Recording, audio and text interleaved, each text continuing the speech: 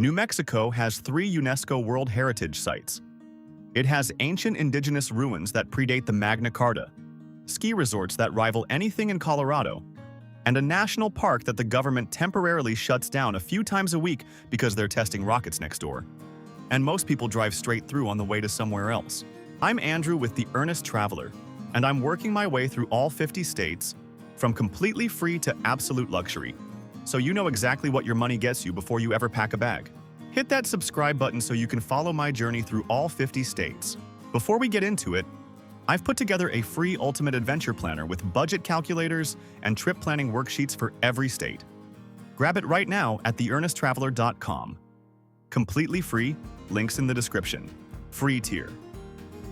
The Rio Grande Gorge Bridge sits just outside Taos, and most people drive across it without stopping. Pull over, walk to the railing. The river is 650 feet below you, taller than the Washington Monument, cutting straight through the high desert plateau.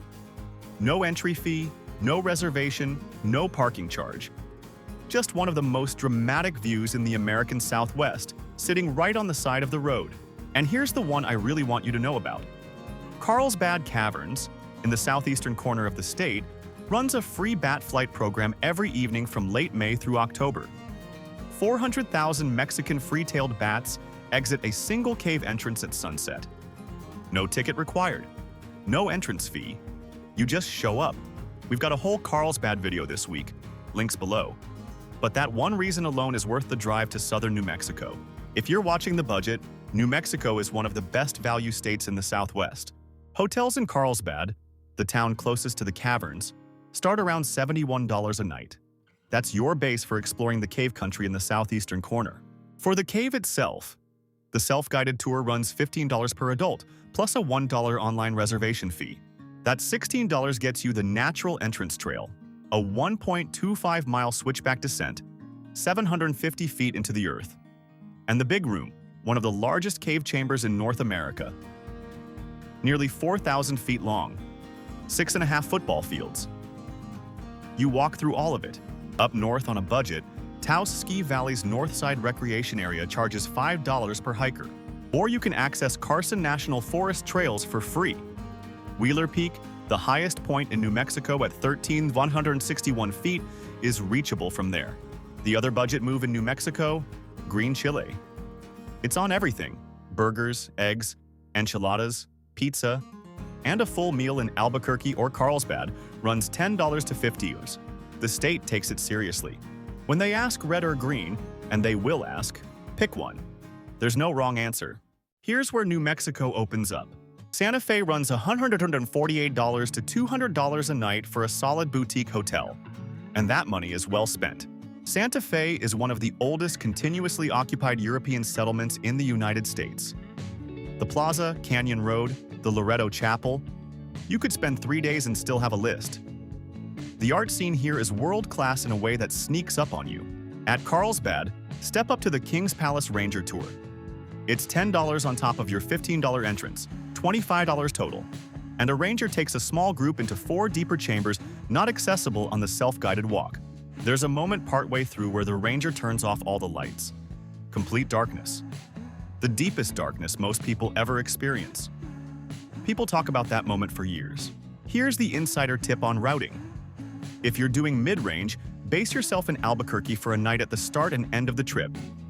ABQ is the hub.